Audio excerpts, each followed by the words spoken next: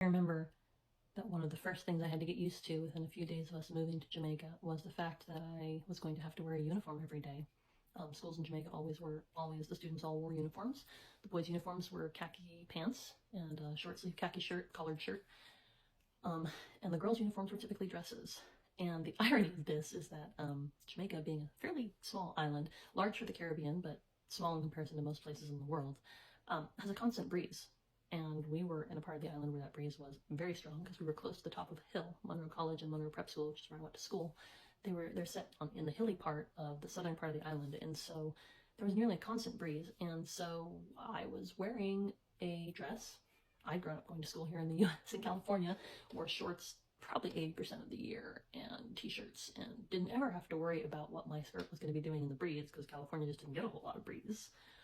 And suddenly, as a 10-year-old, I am now required to wear a uniform, which has to be ironed every single morning. And then I have to wear that while I'm playing, while I'm working, while I'm doing everything. And I had worn dresses and skirts to church, but that was really the only time I did.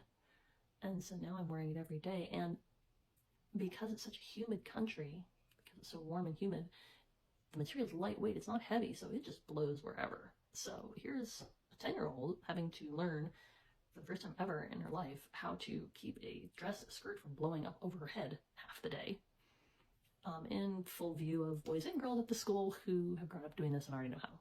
So that was a huge adjustment, having to get up and iron my uniform every morning before I went to school, making sure to bring a lunch because if I didn't, I was going to be hungry. They didn't have a school lunch program. You had to bring something yourself or you had to buy lunch at the school.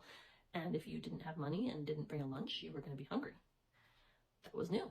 I had to get up at 5 in the morning to get myself ready for school and get ourselves out the door and then take the 25-minute bus ride. Or my dad drove us, so giant, but it was a giant, it was a 14-seater van, so it was a bus basically. But we had to get there on time. Every school supply we needed, we had to bring. And just all the things. And here I was adjusting to a new school, new country, and all these different things.